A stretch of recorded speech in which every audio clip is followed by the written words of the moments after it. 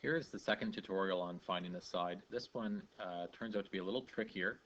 We'll see why in a minute. So again, we have our right angle triangle. First thing we need to do is name the sides once again.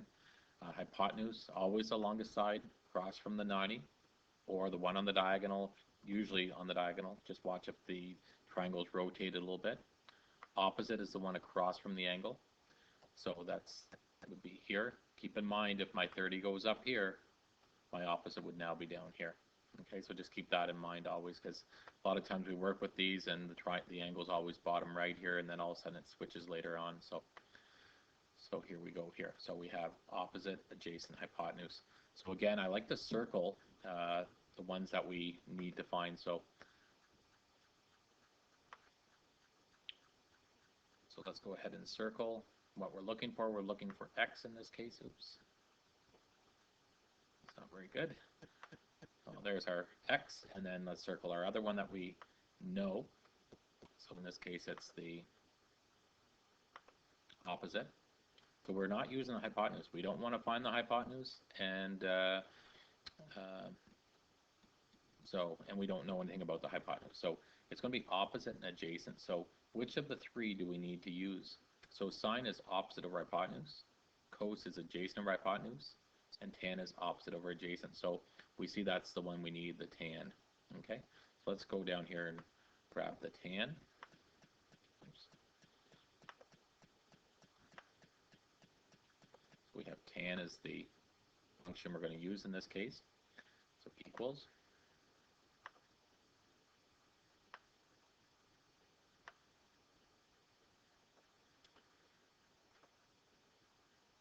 And again, the question always becomes, is it x over 50 or 50 over x?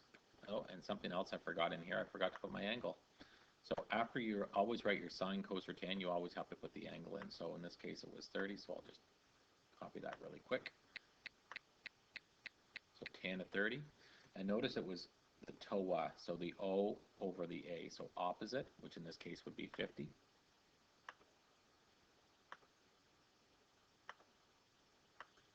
Over my adjacent, which is x.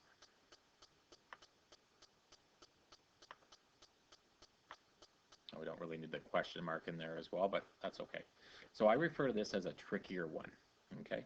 Now usually we can get to the answer in about 3 steps or so, but we have to cross multiply and we get x tan 30 equals 50, and then we have to take an extra step to divide and then finally get our answer. So the trick on this one is all we do is we do a little switch. Okay, so we're going to switch the x with the whole tan 30. Okay, I've seen people go tan x. No, we want to switch the whole thing. So top left here, now we're going to have x equals. And we still have our 50 on top.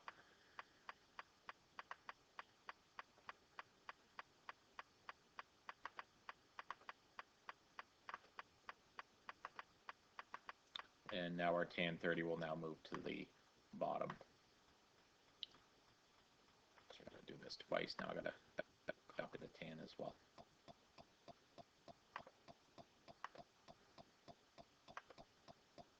Okay, so I know that was a few little clicks there. So just notice again, all that's happened going from this line here down to this one here is the x and the tan 30 have switched places. Okay, this one's quite a bit trickier to punch in your calculator, especially if you have a backwards calculator, like where you have to type in 30 then tan.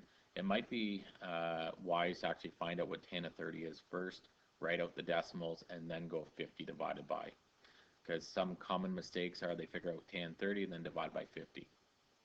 So you actually have to go 50. Most calculators would just go 50 divided by tan 30. Other calculators, we'd have to go 50 divided by 30, then tan. So if it doesn't write the word tan on the screen, you'll have to do it that way.